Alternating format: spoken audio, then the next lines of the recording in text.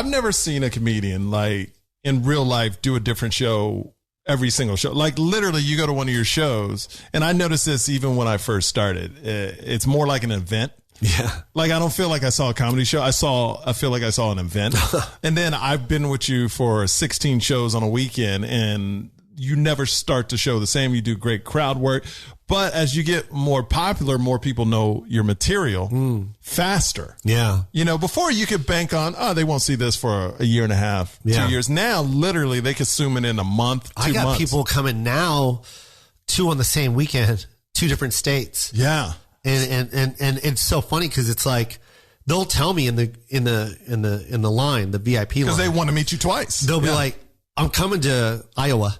I'm like, "Oh shit!" So now all I think about, I'm not thinking about the show of all the people that are going to be there. I'm thinking about the one person that's coming again.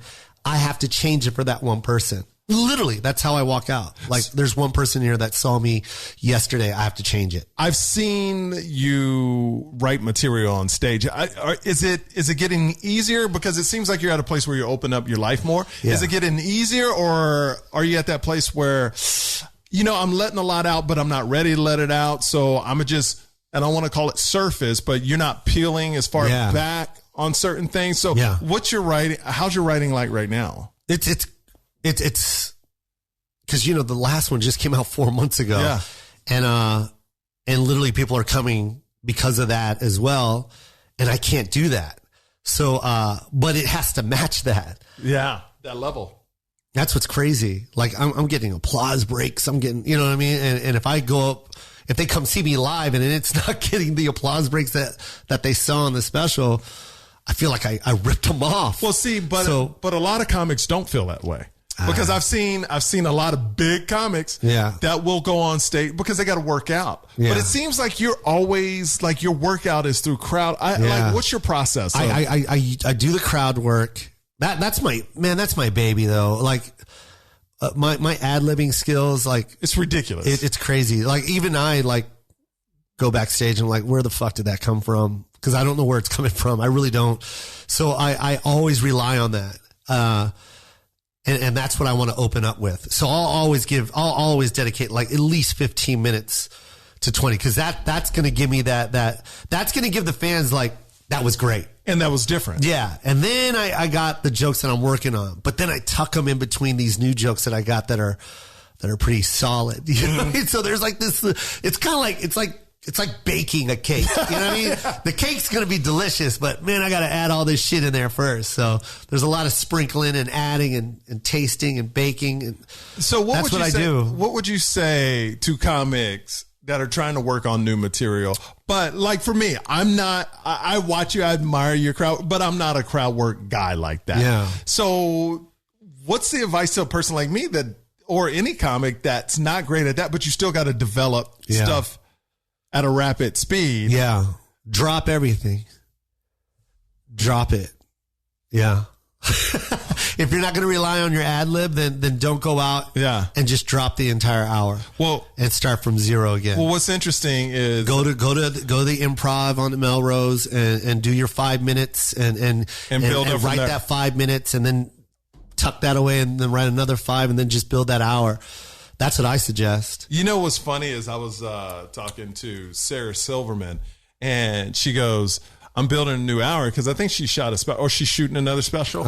And she was literally going on the road, bringing comics with her, and said, I only have 30 minutes of new stuff, so I'm not doing old. And if I have to bring 3 comics with me, I'll bring 3 comics with me, but I'm doing this 30 minutes of new stuff and building from there. Yeah, I'm not doing old stuff. So if I only have, I was thinking about it, if I only have 25 new minutes, you just bring more comedians, but at least you're not doing old stuff. But can you also make sure that you bring like 2 or 3 amazing comedians? Killers. Like they can only be killers, man. You got it. You have the responsibility as a headliner to make sure that the crowd is watching headlining material. Like that's why they're paying. It's a night, man. These people waited a month to see you. They went online when they found out that you were coming and they dropped $300 and they've been waiting 3 weeks. And you can't come there with some bullshit. Yeah. with some dude that oh, he does, you know, Well, this guy, he got 9 minutes of blah, blah, blah. You know, he's mediocre. You know what I mean? You know, you got to have bangers in front of you and only follow bangers. That way, when they leave, they go, that was a show. That guy that opened was amazing. The guy that middled was amazing. And of course, Jo Koy came in and he did his thing, or Michael Yo did his. Man, that was a show. They're going to forget that you did 25 minutes. But don't you agree? There are some headliners. That want to look like a superstar, so they bring bad talent. Bad. That make themselves look better. Man, I used to my mouth used to drop when I'd be like, you let who open for you? Like, what the fuck? Like, why? I remember going to shows as a fan and the person in front, I was like, what the fuck is this? I'm not going to lie. I want to say the name, but I don't. And no disrespect, you know who you are. Like, you know what I mean? Like, no disrespect. I'm not calling you out. Like, you know you're not that good. Yeah. You know what I mean? But headliners have the responsibility to give them a whole show. I've only brought bangers, man. I've only brought bangers in front of me. Like, my whole career, I've always put a fucking star in front of me where, like, I'm backstage like, oh shit, okay, here we go. Yeah. Like, sorry I had to do that to you. Sorry I had to do that to you, Joe. You know. Yeah, I put Mike in front of me. I put Crystalia in front of me. I had Crystalia open for me for a year and a half, bro. You know what I mean? And well, all my openers I got from you. Like Nick Guerra at a time, Orlando Baxter. Dude, there was this one cat, Ty Rivera.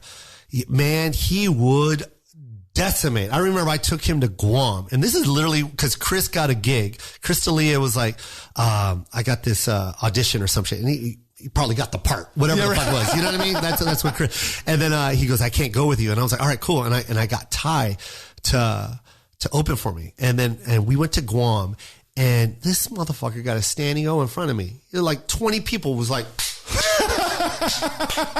And even my sister's like, who's this guy? I was like, this kid's a beast, man. Don't get me wrong. I crushed that night. Did you get a standing O? Oh, fuck yeah, I got a standing O. But that's what you do, man. Like, you follow fire, man. Like, you got to show the world why you're a headliner. You know what I mean? Like, it doesn't matter who's in front of you. I don't give a fuck who you are. I got to follow you. How far into your career did you feel like you didn't care who was in front of you or behind you? I got that mentality from Cedric the Entertainer. I say this story all the time. I opened for him at the Pochenga. I opened for him at Pochenga. I remember my son was only a year old, and my ex-wife was with me. She was my wife at the time. And I remember we had to deal with Indian law. Like, they were like, you can't bring a minor on here, so you might as well go home. But I'm like, bro, I need this money. Like, please. Like, I have nowhere to put my son. We didn't know. This is my first big gig ever, opening for Cedric. Like, I just brought my son because I thought it was a casino. I'm from Vegas. You can bring kids to casinos. You know what I mean? I go, just be backstage. No, you can't. It's Indian, it's the Indian law here, the reservation law, whatever. And Cedric was like, no, please. He'll be in and out. Just let him, like, he went to bat for you. Yeah, he went to bat for me. And you got to remember, man, like, this is when I was like doing some pretty big, like, I was at the Laugh Factory crushing, you know what I mean? So I was doing like those hot 10 spots, you know what I mean? And like, on all I had was like, just rapid fire. And in my head, I'm like, ooh, Cedric ain't gonna follow this shit. That's like, what you're thinking. In my head, I'm like, yo, Cedric, you fucked up tonight, man. Yo, you made the wrong decision putting me on this show. I think it was like 3,000 people that night. It was so huge. It was like one of the biggest things I've ever seen, like biggest events I've ever seen. And I went up. I crushed. I remember I got a few people to stand, and I remember walking on. In my head, I'm like, oh man, he ain't gonna be able to follow this shit. And I look to my left, and you see Cedric in a suit, full suit, man, fedora, everything. And I'm walking towards him, and he's like, that's what I'm talking about, Jo Koy. Make me work for my fucking money tonight. Let's go, motherfucker. And he hugged me. And I remember as he walked on stage, I was like, what did he just say? Like, what? Like, that was some confidence I've never seen in my life. Like, happy that I crushed. And he walked out. I mean, the first, let's just say 45 seconds, they didn't remember who the fuck opened for them. Not one person in that venue even remembered the dude that went up for 10 minutes. No idea. And he cried. I remember just in awe, like watching him from the side, like that's what I need to be right there. And from that day on, I was like, I can only have what I did that night has to be in front of me that night, always. And I have to challenge myself every night. Like, I got to be able to follow that. If there's a fire in front of me, I got to put it out and start another fire. And that it's from Cedric, 100%.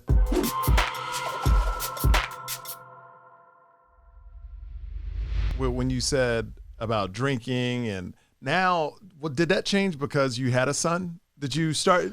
What changed when you had a son? No, a lot changed when I have a son. I think I'm a pretty good dad. His mother's. Oh, you're a great dad. His mother's, she drank as well, so she never, but not during the pregnancy. I remember really, this is real alcoholic talk. I remember really enjoying the pregnancy because I had a designated driver. And I thought life was like, Ernie knew me back then. Yeah. You know?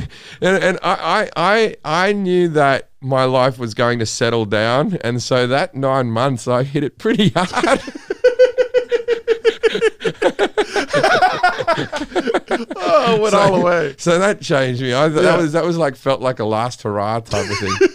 And then then I had some pretty solid years where I took care of myself pretty good there, and then when he was 4 and me and his mother broke up, I had a little bit more of a slide because the week I had him, I was the perfect father and all that type of stuff, and then the week I didn't have him, got a bit more debauched. You know what I mean? Because I was like, all right, I got free time again, and you know what I mean. And I found like as a separated, and my ex is one of my best friends and will always be, and we had a child very early, so it was you've met her. She comes over to the house. She still hangs out. Yesterday she came over just to hang out for a couple of hours. You know, that's cool. Yeah, no, and we're best buds, and so I see my son for a full week, and then the other week I still see him about 3 times a week, and the funny thing is when we were together, she monopolized his time, especially as a little infant, so much that I was mostly playing video games in the early years because she put him to bed because that's what he wanted, and she spoon-fed him and stuff like that. So I felt like a little bit more of a separate person. Mm-hmm. I believe I really started parenting better when I became a single parent. Well, because now it's just one-on-one. One-on-one. And then, like, there's things that, like, his mother looks at me now, like you know, he's doing his shoes up, and I go have a shower, and he goes to have a shower by himself. And normally she's there going, make sure you wash your bum. Yeah. She's in there with him, like okay, he just does it. And then sometimes I put him to bed, and sometimes I go, time to go to bed, mate, off you go. I just send him upstairs, right? I think my son's only 3, and right now he's so attached to my wife. I mean, he loves me, but it's not like mother love. This is the thing is, so I used to think that I would always be the second-class citizen in my son's eyes. Yeah. It's all changed. I'm the favorite. And it came out of nowhere. And what age? It came about a year and a bit ago, and he openly says it to me and to his mother all the time. Like, Dad's my favorite. He goes, Dad, I love you more than anyone in the world. I do love you, Mum. Like, and she's such a sweet lady that she just loves that me and him are so close. That's great. Know, so but she does. I think she gets a little jealous of it, and I always go to her and go, look, it's going to swing back and forth, and I don't know, man. I think and the problem is, and I desperately wanted it his whole childhood. I desperately wanted to be the favorite. I wanted to be the favorite. And then when I got to be the favorite, I don't know if I was ready for the responsibility. It's a lot of responsibility. Oh, fuck, I can't. He has to sit next to me. You know, like if we're at the theme park, I have to do all the rides. Like, I can't have a ride off or anything like that. And then I want Dad to put me to bed. And it's like, I used to just sit downstairs. I know, right? You had it easy. Like, that's the thing. Right now, I got it so easy. My wife puts him to bed.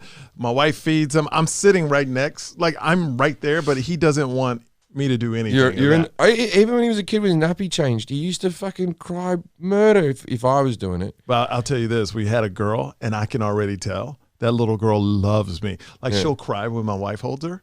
And she won't cry when I hold her, and it makes me feel so good. It does make you like it makes payback. Payback. It's sadistic, the old parenting. Yeah, there is like a little.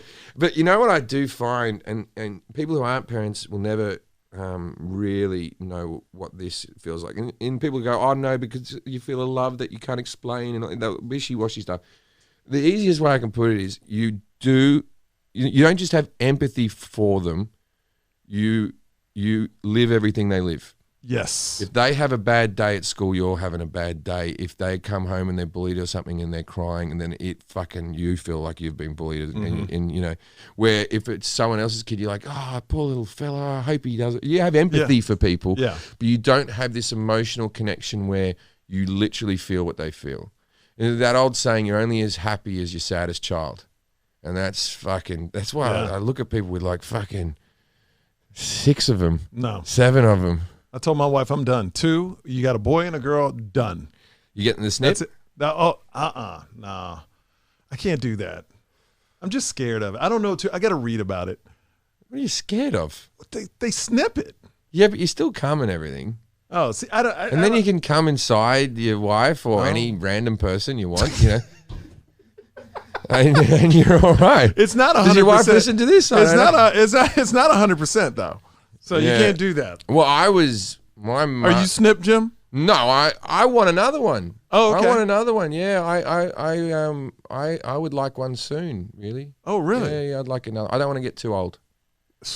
That's my fear. Like that's why I got him knocked out. We got married a year later. We had my son, and now we have a baby girl. It's like I'm already started late. Like my parents started like 15 years before me. Yeah. You know, and I'm like gonna be the old dad, but at least that's why I'm taking care of myself. How old are you when you had your last child?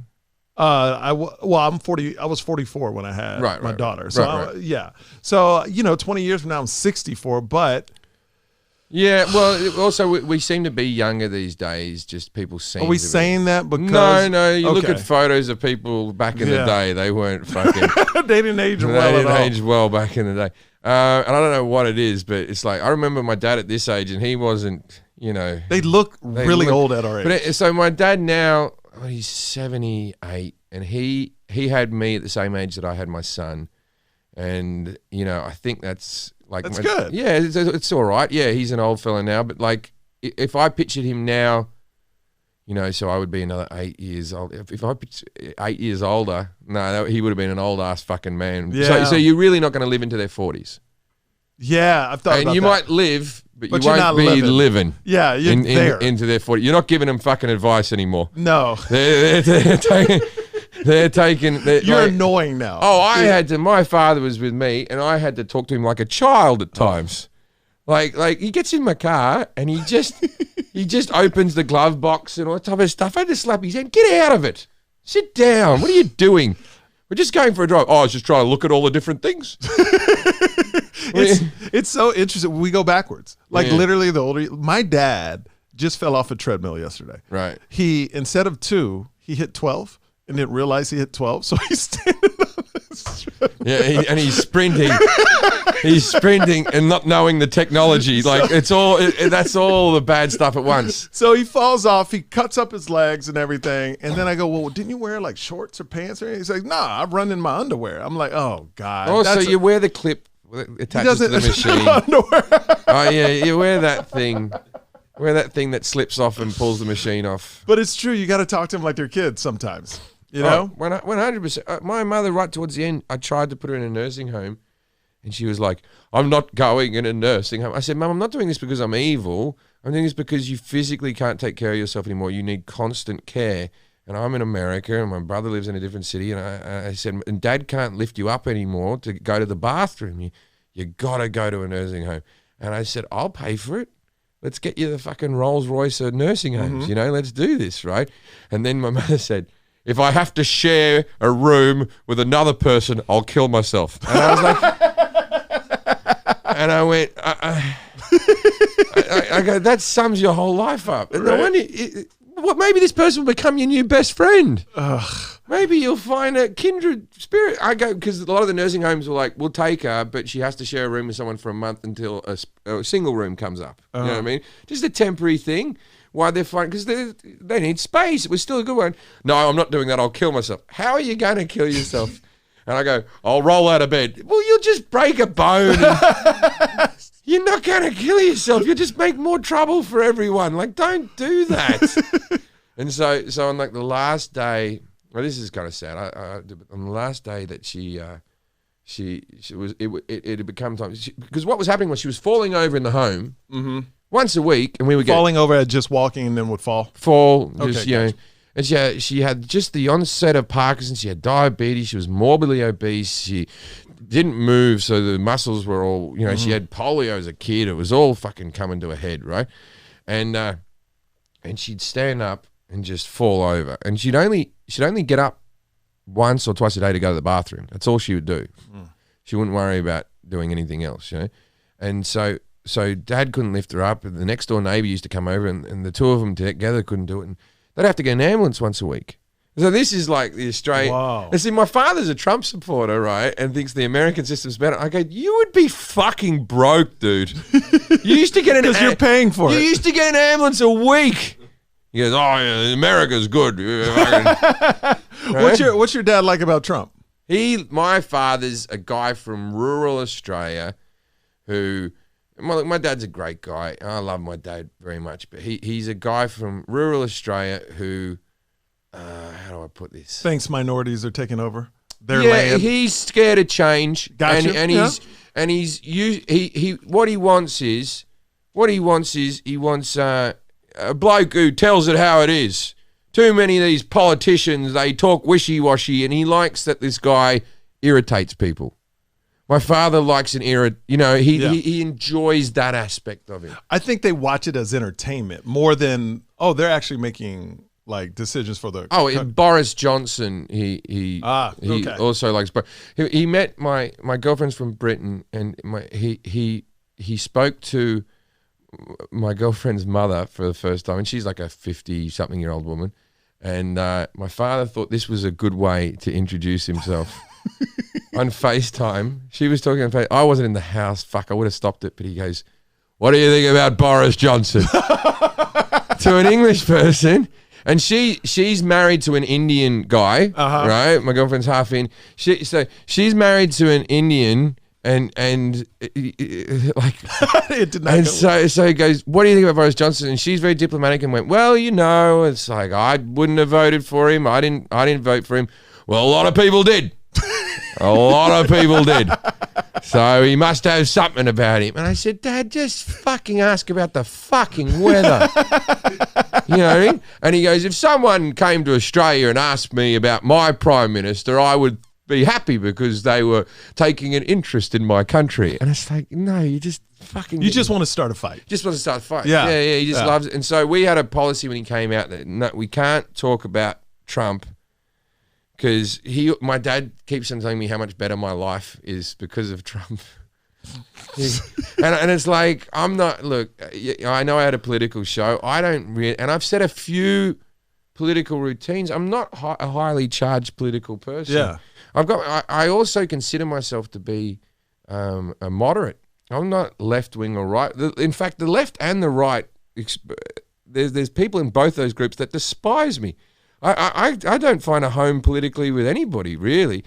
What I found a problem in the TV show was this, with the Jim Jefferies show, was you would have to do a topic every week, and there were some things like the guns or the healthcare that I was passionate about, that I had a lot that I wanted to say. And then there was things that I didn't really give a fuck about, but if you want to ask me my opinion, I'll give it to you. Right, because that was the show. I had to give an opinion. Of course. So let's just say, for example, there was a thing in, I think it was Canada or something like that. How many genders should there be? Right? Now already I'm like, well, I'm fucked now. I'm fucked. Yeah. And they asked me how many genders, and I said, I don't, 6. I was thinking like pre-op, post-op, thinking about operation, male, female, and then just a random one. Yeah. That I'll give you that you can I'll give that you can just throw in there that I might be ignorant about. And they went, no, there's 30, right? And I was like, okay. Now, I don't give a fuck that there's 30. Have 100. Yeah. And if you want me to call you a thing, I will call you that thing. I don't care. Yeah. It's fine. But then if you ask me, your opinion, do you think 30 is too much? Yeah. I think 30 is a bit much. How about we go to 8? You know what I mean? Like, but then all of a sudden, then you're in trouble because you're anti something, and I'm not anti. I don't care. It's not a battle that I need to win. Did you get in a lot of trouble on the show? I got depends what trouble is. You know, I got a lot of hate mail. Did you really? Yeah, tons of it. Yeah, and then I started thinking, oh, woe is me. The internet's coming to get me again, and then I found out that John Oliver gets probably as much, if not more, and I can't imagine what Trevor Noah probably gets. There's probably a bit of racism mixed in with his hate mail, you know. And he's not from here. Yeah. You know. Yeah. And, I mean, Jon Stewart probably got so much because he was like a master at it too. Yeah, and so I'm not a person who enjoy. I feel like John probably enjoys it because he always lists the thing. I stay away from it. I don't really. Every now and again, I duck my head into social media and put a post or something. But then I I never read the comments underneath or anything.